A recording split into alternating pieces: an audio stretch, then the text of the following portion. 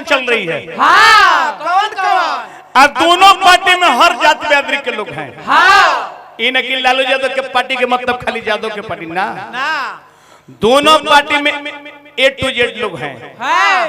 अंतर कहाँ है? एगो मोदी काका के पार्टी हो, हाँ, बीजेपी जो अमीरन के पार्टी हो। हाँ, अमीर के पार्टी में गरीब के गुजारा नहीं है। आरजेडी पार्टी के मतलब क्या है? गरीबों की पार्टी। हाँ, आरजेडी के मतलब गरीबों की पार्टी। दोनों दल में हर जात बिरादरी के लोग हैं। एक अमीरों की पार्टी चल रही है, गरीबों की पार्टी चल रही है। आज भारत के वो दुर्दशा लोग कैले बा। आज भारत में आपका राम खतरे में है। आज भारत के अंतर्गत न राम खतरे में है, नहीं हनुमान खतरे में है, आपका दिया हुआ बाबा साहब के संविधान खतरे में है। इतिहास पलट के देख लें आप, जो गरीबों का आवाज उठाया, जो गरीबों का आवाज उठाया, उनको लोग हत्या कर दे रहे हैं, चाहे जेल के अंदर बंद कर दे रहे हैं, और नहीं तो पद से निष्कासित कर दे रहे हैं। कौन लोग हैं? वो कौन लोग हैं? हमारा बिहार के धरती से जगदेव बाबू गरीबों का आवाज उठाए, बिना दस्ती गोली मार के हत्या कर दिया गया। लालू यादव गरीबों का आवाज उठाए, उनको जेल के अंदर बंद कर दिया गया। लक्ष्मण यादव प्रोफेसर साहब राधे श्याम भाई गरीबों का आवाज उठाए, उनको पद से निकाल दिया गया। होशियार हो जाओ नौजवान साथी, नहीं तो उसी देश का हिंदुस्तान नाम है जहां पत्थर को माना जाता है भगवान। आपको बाबू,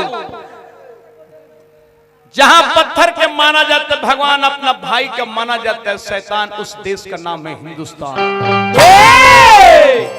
गरीबों के लिए लालू यादव अब दुनिया में कोई पैदा नहीं होंगे। सुन लीजिए, नहीं, लालू यादव ने साबित करके दिखा दी कि मैं गरीबों का था, गरीबों का हूं, और गरीबों के ही रह जाएंगे। लालू यादव गरीबों के लिए पूरी जिंदगी अपनी जेल के अंदर गुजार डाले। एक भी गरीब उनके लिए झंडा लेकर के रोड पर नहीं उतरा। अगर लालू यादव मनुवादियों के घुटने टेक देते तो जेल के अंदर नहीं जाते। कबे तेजस्वी मुख्यमंत्री रहते। राधे श्याम भैया, ऐसे कहना नहीं चाहिए। मैं अपनी जिंदगी में देखने वाला बात बता रहा हूं। मैंने जब से होश हवास हुआ मेरे साथ, तब से मैं देखा कि हर नेताजी कोई जात के नाम पर, कोई मंदिर के नाम पर, कोई मस्जिद के नाम पर लोग वोट मांग रहे हैं। लेकिन लालू यादव के वो शख्स, लालू यादव के वो पुत्र तेजस्वी यादव ने अपने मुद्दे पर वोट मांग रहे थे। कोई ऐसा माई के लाल भारत में पैदा नहीं हुआ कि अपने मुद्दे पर वोट मांगा। और तेजस्वी यादव मुद्दे पर वोट मांग रहे थे कि मैंने तुमसे वादा किया था, हम तुमको नौकरी देंगे, मैं नौकरी दिया, तू हमको वोट दो यार। जब तेजस्वी यादव ने नौकरी देना शुरू किए, तब कुछ लोग के हुआ कि भारत के नेता बन जाएगा। पलटू चाचा के कान में हुर के फिर पलटवा दिले, फिर भारत के युवाओं का भविष्य बिगड़ गया। 3 लाख की तैयारी थी नौकरी के, खत्म हो गया। 5 लाख की नौकरी दिया गया था, तेजस्वी यादव ने दिए थे। नौजवान साथियों, युवाओं का भविष्य बिहार के अंदर तब बनेगा जब तेजस्वी यादव मुख्यमंत्री के कुर्सी पर बैठेंगे, और नहीं तो भविष्य बनने वाला नहीं है। इसलिए कहना है क्या, अरे पासा बिहार के पलट गईले,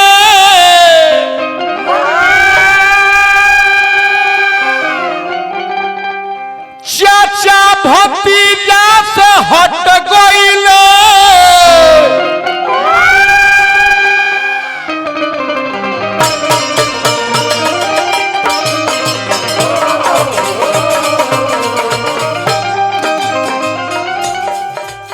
पासा बिहार के पलट गईले,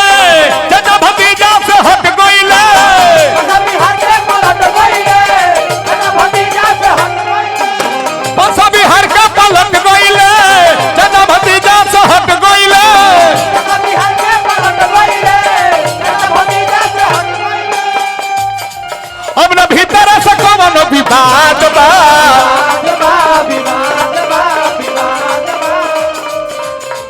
ए भैया आरजेडी पार्टी जिंदाबाद बा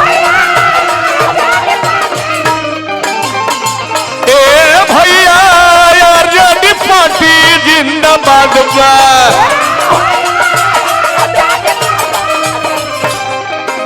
राजद के मछिया हरिये बनले अपना सा राजद के मछिया हरिये बनले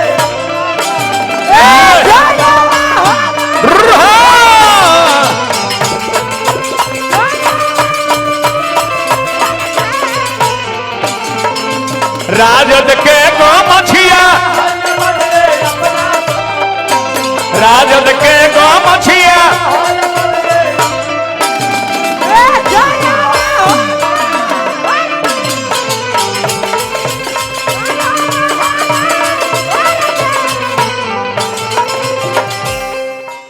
इनकलाब जिंदाबाद लालू यादव जिंदाबाद तेजस्वी जिंदाबाद इनकलाब जिंदाबाद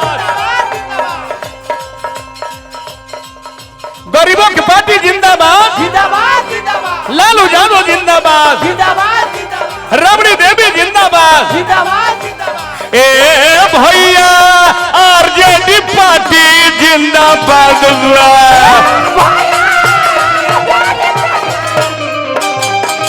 ए भैया आरजेडी पार्टी जिंदाबाद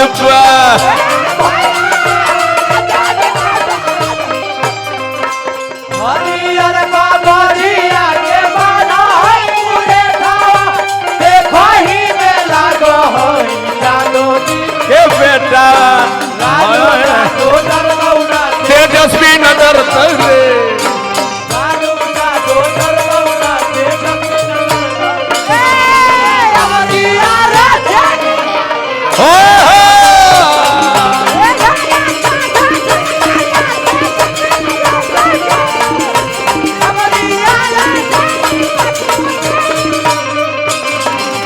हरियर बाबरिया के बना है पूरे खावा देखो ही में लागो होई जादो जी ए लालू जादो दरगौना तेजस्वी नगर लालू जादो दरगौना तेजस्वी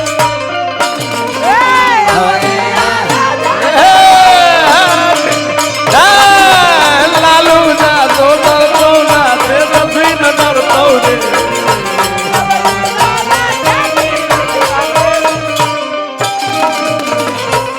माननीय आज के मलिकार राधे श्याम यादव जी हमारा माननीय मुखिया जी की ओर से रुपए के बारिश आरजेडी पार्टी जिंदाबाद राधे श्याम भैया अगर इस पार्टी में कोई गरीब उस पार्टी में जाते हैं तो अपना स्वार्थ के बदौलत जाते हैं वो आपका किराया का घर है आ किराया के घर में से कब लात मार के बाहर किए जाएंगे जिसका कोई गारंटी नहीं है जब तेजस्वी यादव मुख्यमंत्री बनेंगे बानी हरिया पगड़िया के घुमाया भाई राजा बनी है तेजस्वी जी सुना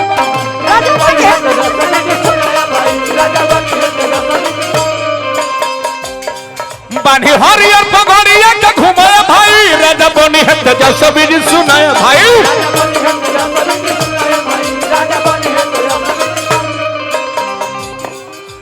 चाहे किस जात बिरादरी के नौजवान सुन लो उसी दिन कल्याण होगा तुमको जिस दिन तेजस्वी यादव बिहार की कुर्सी पे बैठेंगे अमन चयन के बाद अमन चयन के बिहार हो गई सगर गरीब के सुतार हो गई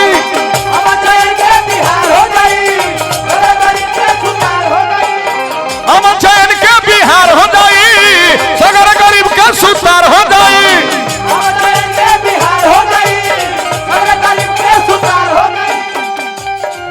अब न भीतर से कौन विवाद बा ए भैया आरजेडी पार्टी जिंदाबाद बा ए भैया आरजेडी पार्टी जिंदाबाद बा